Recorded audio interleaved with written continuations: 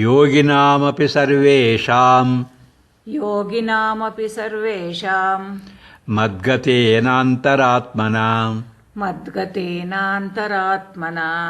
ಶ್ರದ್ಧಾವಾನ್ ಭಜತೆ ಯೋ ಮಾಂ ಸಮೇ ಯುಕ್ತತಮೋ ಮತಃ ಯೋಗಿನಾಮಪಿ ಸರ್ವೇಷಾಂ ಮದ್ಗತೇನಾಂತರಾತ್ಮನಾ ಶ್ರದ್ಧಾವಾನ್ ಭಜತೆ ಯೋ ಮಾಂ ಸಮೇ ಯುಕ್ತತಮೋ ಮತಃ ಯೋಗಿನಾಮಪಿ ಸರ್ವೇಷಾಂ ಮದ್ಗತೇನಾಂತರಾತ್ಮನಾ ಶ್ರದ್ಧಾವಾನ್ ಭಜತೆ ಯೋ ಮಾಂ ಸಮೇ ಯುಕ್ತತಮೋ ಮತಃ. Among such yogis, the yogi who worships me in full faith, with his inner self completely absorbed in me, is superior, according to me, to the other yogis who worship other deities.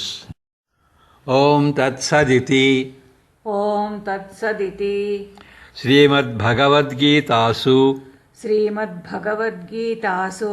Upanishatsu. Brahma Vidyayam. Yoga Shastre.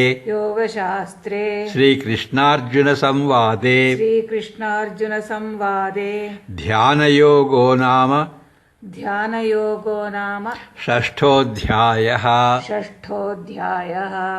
Om Tat Sat.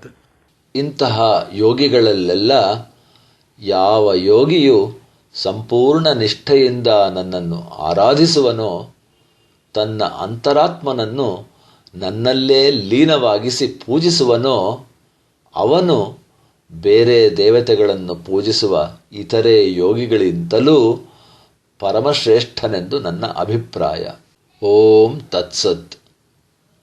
ಇಲ್ಲಿಗೆ ಉಪನಿಷತ್ತು, ಬ್ರಹ್ಮವಿದ್ಯೆಯು, ಯೋಗಶಾಸ್ತ್ರವೂ, ಶ್ರೀಕೃಷ್ಣಾರ್ಜುನ ಸಂವಾದವೂ ಆದ ಶ್ರೀಮದ್ ಭಗವದ್ಗೀತೆಯಲ್ಲಿ ಧ್ಯಾನಯೋಗ, ಆತ್ಮ ಸಂಯಮ ಯೋಗ ಎಂಬ ಹೆಸರಿನ 6ನೆಯ ಅಧ್ಯಾಯವು ಮುಗಿದುದು.